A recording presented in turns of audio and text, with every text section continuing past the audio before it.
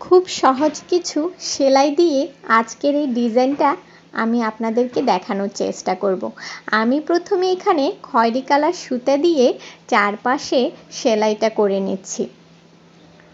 যেহেতু হলুদ কালারের মধ্যে গাঢ় কালারগুলোই বেশ ফুটে ওঠে, তাই আমি চেষ্টা করেছি সুতার কালারগুলো গাঢ় নেওয়ার জন্য। তারপর আমি পরের ডিজাইনটা করে নেব। এটাও আমি বেশ গাঢ় কালারে নিয়েছি। আপনারা আপনাদের পছন্দ মতো যে কোনো কালার নিতে পারেন। আমার কাছে এই কালারটা ভালো লেগেছে, তাই আমি এটাই নিয়েছি।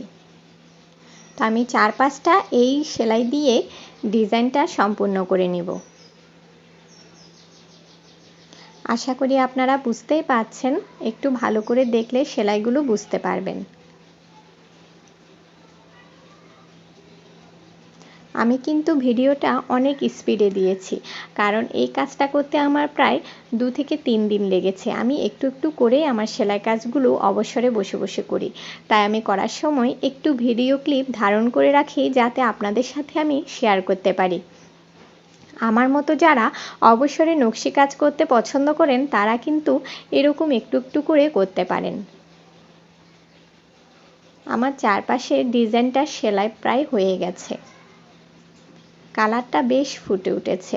হলুদের মধ্যে একটু গাঢ় কালারগুলোই ভালো ফুটে ওঠে, তাই আমি সবগুলো কালারই একটু গাঢ় নেওয়ার চেষ্টা করেছি।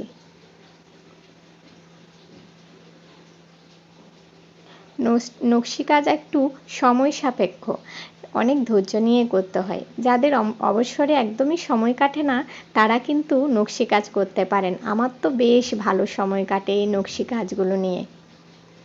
নতুন নতুন ডিজাইন তোলার চেষ্টা করি আমি।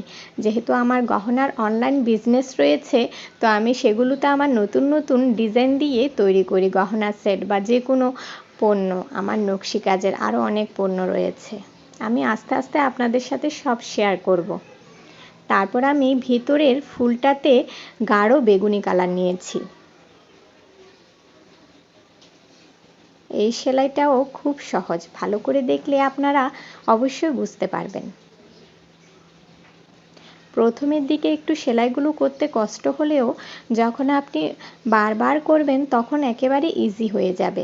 আমার ক্ষেত্রেও তাই হয়েছিল। প্রথমে যখন আমি নকশি কাজ করতাম, তখন এত সহজে আমার নকশি কাজগুলো ফুটে উঠতো না, অনেক কষ্ট হয়েছে। আমি প্রায় আজ 4-5 বছর ধরে নকশি কাজ করি আমার অবসর সময়গুলোতে। যেহেতু অনলাইন বিজনেসও রয়েছে, ওটাও প্রায় 2 বছর হয়ে গেছে। ওখানে আমার অনেক নকশি কাজের পণ্য রয়েছে, যেমন ধরুন হ্যান্ডমেড জুয়েলারি, হাতের নকশি কাজের চুড়ি, তারপর আপনার হাতের রিং, হেয়ার ক্লিপ বাচ্চাদের, তারপর হিজাব পিন, এই ধরনের অনেক ছোট ছোট পণ্যগুলো আমার অনলাইন বিজনেসের একটা পেজ আছে, সেখানে আমি সেল করি। সেটার নাম হচ্ছে চারুলতা বাই। তো জানেনই আমি নকশি কাজের ভিডিওগুলো দেখানোর চেষ্টা করি, যাতে যারা নকশি কাজ পছন্দ করেন কিন্তু করতে জানেন না, তারা আমার ভিডিওগুলো দেখে করতে পারবেন। আর আজকের ভিডিওতে এই পর্যন্তই। পরবর্তী ভিডিওতে আমি দেখাবো সম্পূর্ণ ডিজাইনটা আমি কি কালার সুতা দিয়ে আর কি সেলাই দিয়ে করেছি। ভিডিওটা কেমন লাগলো সবাই জানাবেন। ধন্যবাদ সবাইকে।